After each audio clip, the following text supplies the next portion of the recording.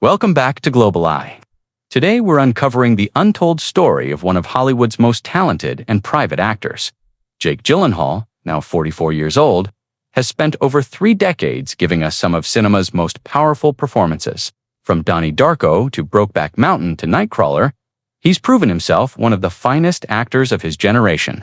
But behind the accolades and the intense roles lies a man who has been deeply scarred by public scrutiny, relentlessly targeted by online harassment, and forced to watch his most private moments become entertainment for millions. At 44, Jake Gyllenhaal is at a crossroads. He's in a long-term relationship with French model Jean Cadou, but he refuses to marry or have children, citing fears about exposing loved ones to the brutality he's experienced. He's been the target of coordinated online attacks that have lasted for years, all because of a 3-month relationship that ended over a decade ago. He's watched his name become synonymous with a breakup song, his reputation rewritten by millions of people who never knew him, his privacy violated so thoroughly that he's had to fundamentally change how he lives his life. If you're new here, subscribe and hit that notification bell, because this isn't just another celebrity story. This is about what happens when fame becomes weaponized, when your worst mistakes are frozen in time forever, and when millions of strangers decide who you are based on someone else's art. Let's dive into Jake Gyllenhaal's heartbreaking truth. Jake Gyllenhaal wasn't just born into Hollywood. He was born into Hollywood royalty. His father, Stephen Gyllenhaal, is a respected director. His mother, Naomi Foner, is an Oscar-nominated screenwriter. His sister, Maggie Gyllenhaal, is an acclaimed actress and director. His godmother is actress Jamie Lee Curtis. Jake literally grew up on film sets, watching the industry from the inside, understanding from a young age both the magic and the cost of fame. Born December 19, 1980. In Los Angeles, Jake made his film debut at age 11 in City Slickers alongside Billy Crystal. But his parents, despite their own success in the industry, were deeply protective of their children. They insisted Jake and Maggie understand privilege and responsibility. At age 13, Jake celebrated his bar mitzvah at a homeless shelter, a choice his parents made deliberately to ensure he understood that his comfortable life wasn't normal, that most people struggled in ways he never would. And that privilege came with obligation. This upbringing instilled in Jake a deep sense of privacy and a wariness about fame. He watched his parents navigate Hollywood while maintaining relatively normal family lives. He saw how they protected their personal relationships from public consumption. He learned early that being in the public eye didn't mean surrendering your right to a private life. These lessons would shape everything about how Jake approached his career and relationships. But they also meant that when his privacy was eventually violated on a massive scale, the impact would be devastating. Jake's breakthrough came in 2001 with Donnie Darko, a cult psychological thriller that showcased his ability to play complex, troubled characters. He followed it with acclaimed performances in films like Brokeback Mountain, for which he received an Oscar nomination at just 24 years old, Zodiac, Jarhead, and later Night, Prisoners, and Stronger. His career choices have always leaned toward challenging, often dark material that requires emotional depth and vulnerability. He's never been the typical Hollywood leading man chasing blockbusters and franchise deals. He's been an artist first, choosing roles that matter to him even when they're commercially risky.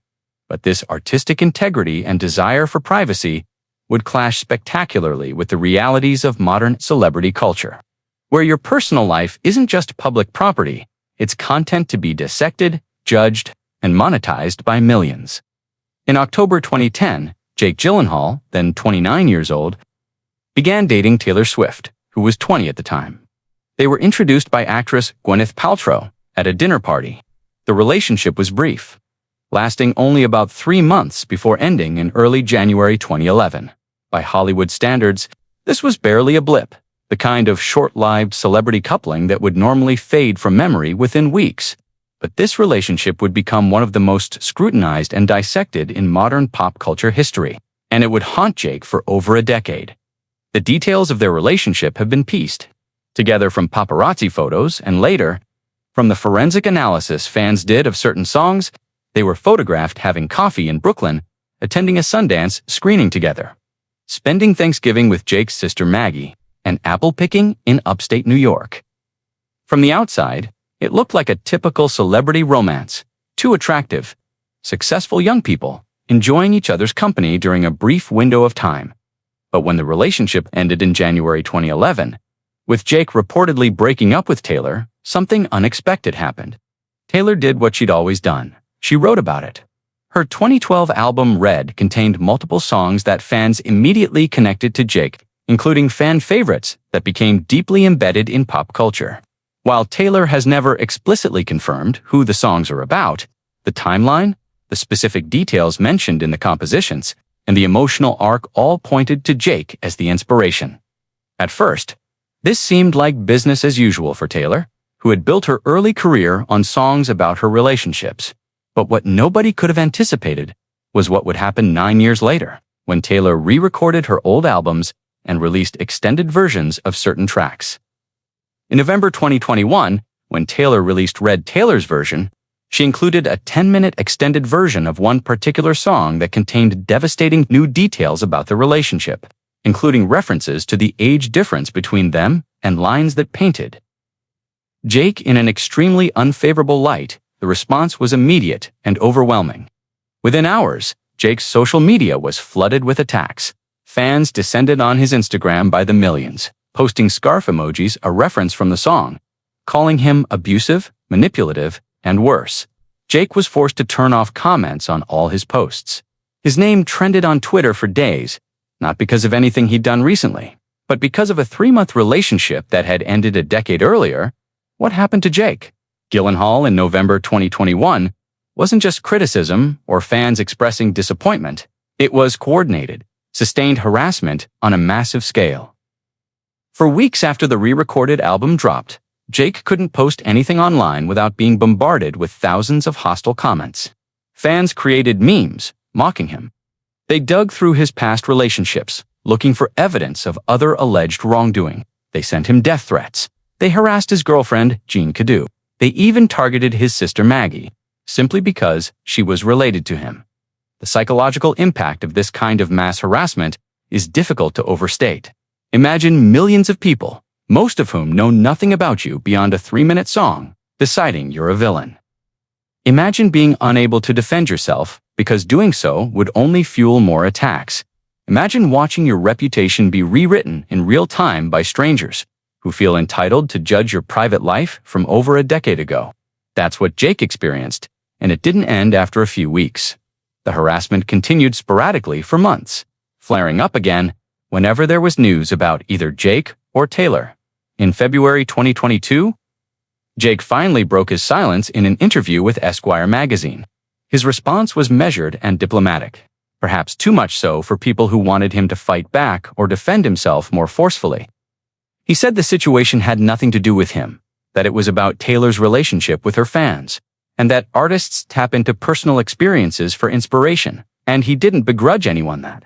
He refused to say anything negative about Taylor, refused to defend himself against the specific accusations in the songs, and essentially took the high road even though it meant accepting the villain role. Millions had assigned him, but that diplomatic response masked real pain. Friends of Jake told reporters that he was devastated by the harassment, that he felt helpless watching his name be dragged through the mud, and that the experience had made him even more protective of his privacy and more cautious about relationships. The fact that he had to address a relationship from over a decade ago, that he was being held accountable in the court of public opinion for something that happened when he was in his 20s, and that there was no statute of limitations on public judgment. All of it reinforced a lesson Jake had been learning throughout his career. Privacy is the most valuable thing a famous person can have, and once it's gone, you can never get it back. The experience with the mass harassment fundamentally changed how Jake Gyllenhaal approaches fame, relationships, and his public presence. In multiple interviews since 2021, Jake has spoken about the importance of privacy with an intensity that reveals just how deeply the experience affected him. In a 2023 People magazine interview, Jake discussed his relationship with Jean Cadu, whom he's been with since 2018.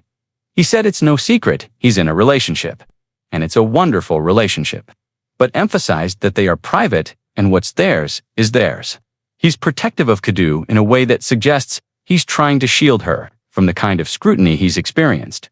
What's particularly striking is that Jake, now 44, has never married, and has no children.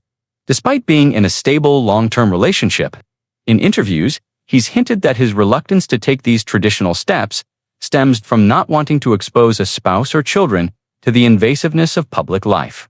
He's watched what happened to him, and he's made the conscious decision that he won't put people he loves through that unless absolutely necessary. That's not just being private.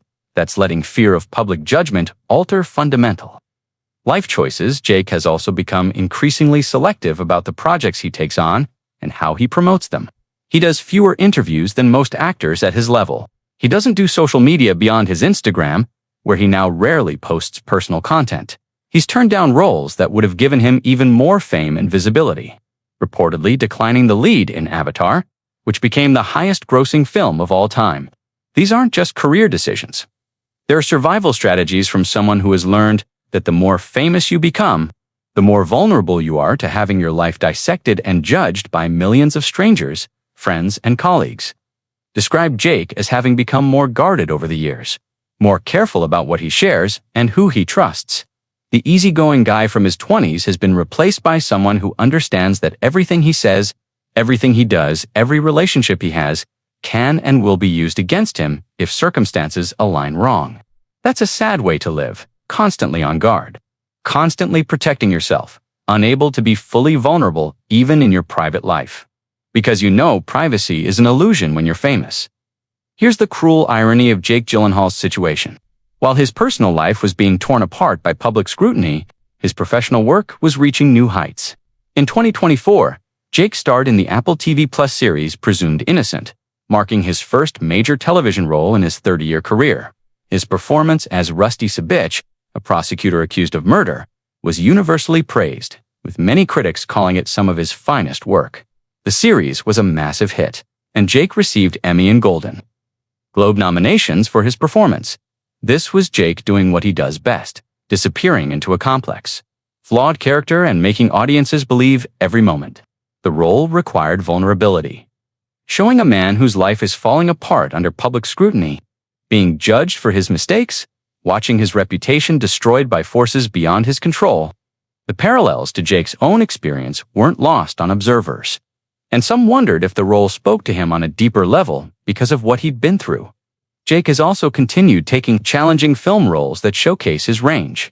He starred in Roadhouse, a remake that became one of Amazon Prime's biggest hits, and has a sequel scheduled. He's working on The Bride, a film directed by his sister Maggie that's generating award buzz before it's even released. He's signed on for Honeymoon with Harry opposite Kevin Costner, a comedy drama that's been in development for over 20 years. His career is thriving, with directors and studios eager to work with him because they know he'll bring depth and commitment to every role. But the success feels bittersweet when you understand what it's cost him.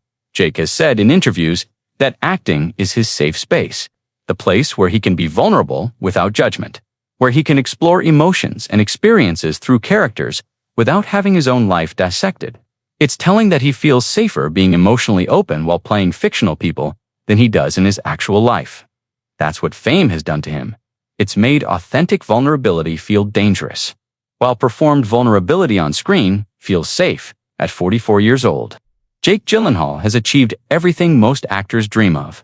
He's worked with legendary directors, earned critical acclaim, built a body of work that will be studied for generations, and maintained his artistic integrity throughout. He's also built a life with Jean Cadu that sources say makes him genuinely happy, even if he keeps that happiness carefully guarded from public view. By most measures, Jake has succeeded not just in his career, but in protecting what matters most to him. But you can't talk about Jake's current life without acknowledging the scars. He's 44 and has never been married, largely because he's afraid of what public scrutiny would do to a spouse. He's avoided having children, though friends say he'd like to be a father someday, because he doesn't want to subject children to growing up in the spotlight. He's in a wonderful relationship, but he keeps it so private that most people don't even know what Jean looks like because she's not active on social media and he rarely photographs her. He's created a life that's deliberately small and protected because he's learned the hard way that anything you love can be weaponized against you.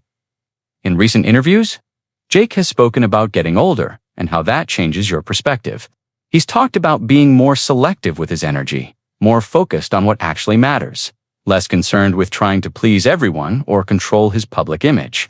There's a wariness in these comments that suggests someone who has been fighting for his privacy and his peace for a long time and is tired of the battle. But there's also resilience there, a determination to live life on his own terms, regardless of public opinion. Jake continues to act in challenging roles, continues to support causes he believes in, and continues to maintain the boundaries he's set around his personal life.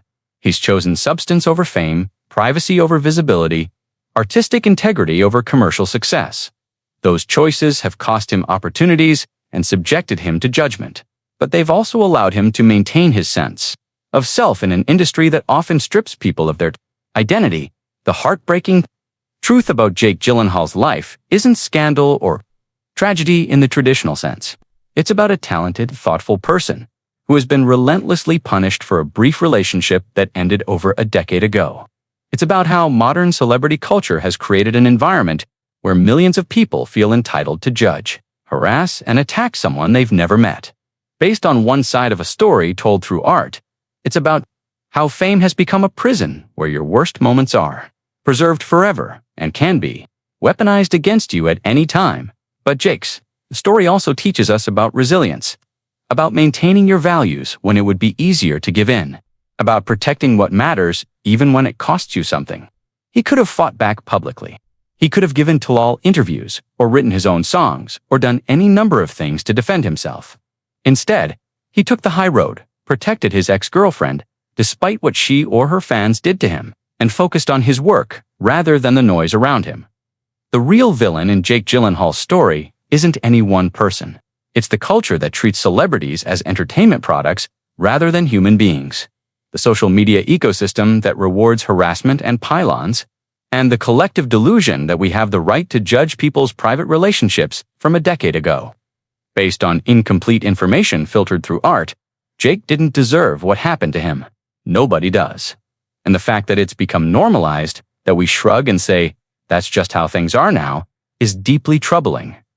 As Jake continues forward at 44, building a carefully protected life with someone he loves, pursuing roles that challenge him artistically, and maintaining the boundaries he set around his privacy, perhaps the lesson for all of us is simple.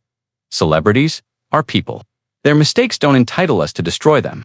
Their fame doesn't mean they've surrendered their humanity. And our enjoyment of art about them doesn't give us ownership of their lives.